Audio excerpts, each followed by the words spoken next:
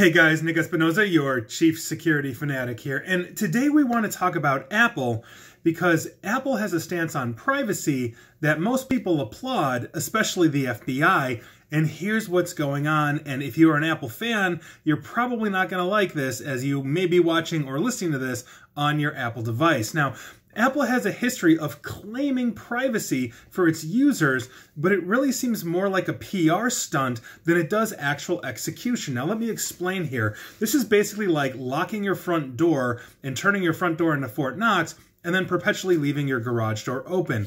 Let's consider the following before I dive into the news today. Now, in 2016, if you recall, at least here in the United States, we had what was known as the San Bernardino shooter, and that was an entire unfortunate incident. Apple publicly refused to break its own encryption on the shooter's iPhone, and basically the FBI had to hire a third party to get that done. But what many don't know is that the FBI was readily granted access by Apple to the shooter's iCloud account, where the shooter actually had backups. Now, if those backups hadn't been a couple of months old, this wouldn't have made the news because the FBI would not have actually needed to unlock the device, or rather the iPhone that the shooter was carrying. Also, on a complete aside to that, on another point, I wrote an article a few years ago about information on iPhones being sent back to Apple servers about every 72 hours or so, which included telemetry, messaging, and stuff like that. Now, this information was being sent from your iPhone to Apple servers, even if you turned iCloud backup off. And so Apple was collecting this telemetry and information from your phone, even as they claim that they are private and they are not tracking you in that which way, shape, or form. And that brings us actually to iCloud. Because if you're an Apple user, you know you can use iCloud to back up your phone and anything else, and it's pretty much convenient. You know, if you lose your device or anything like that, you can go to iCloud and boom, just download it to your new iPhone, back up your pictures, all this kind of stuff. This is hosted by Apple, I presume in Apple data centers, as well as probably leasing storage from Amazon Web Services, who, well, most large corporations do at this point, Netflix, for example. But did you know that Apple was actually planning on letting you fully encrypt your iCloud backups for your protection and security? Did you actually know that your iCloud backups weren't encrypted? They're not.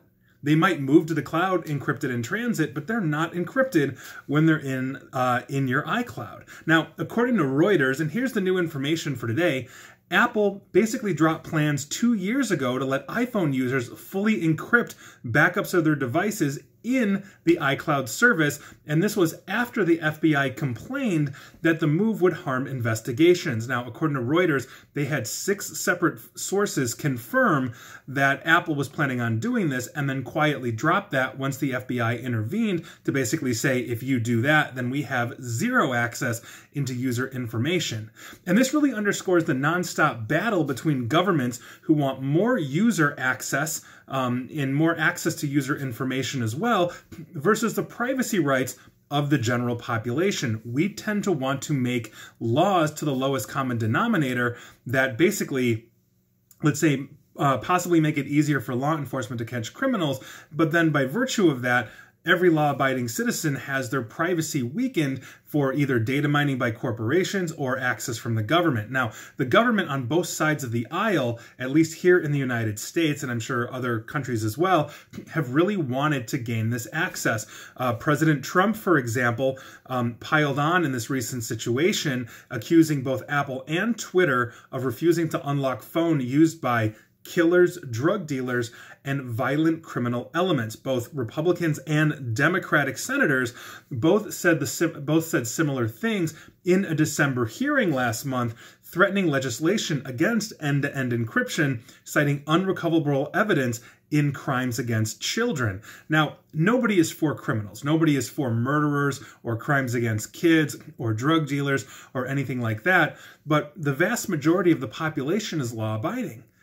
You know, we just don't really commit crimes outside of maybe a parking ticket or a speeding ticket or something along those lines. Nothing that should be hindering us. And so my question is, where's the balance? Do we open up this so that law enforcement can come in to, let's say, do their job more effectively, but then also hinder us in the sense that now the government at will can simply go into your iCloud account and look at it as needed, ideally getting a warrant, although thanks to law, we know that in some instances our data or some aspects of our data don't need warrants. I did a whole thing on Location Smart with law enforcement being able to look at any mobile phone in the United States' GPS location without even needing consent in any which way, shape, or form. You know, on the converse side, we've got Ring Doorbell, now owned by Amazon, where law enforcement doesn't need a warrant to go in there and take a look at that. So where is the balance? How do we actually ensure our security? Is it relied on us to encrypt our own devices? And if so, I may have the capability and knowledge and know how to do that, but does my mom or my dad or you know, anybody else in an older generation, or even people my age that just simply have not spent their lives focused on technology and security and privacy like I have? These are the questions that we need to answer, and I don't think there are easy answers here.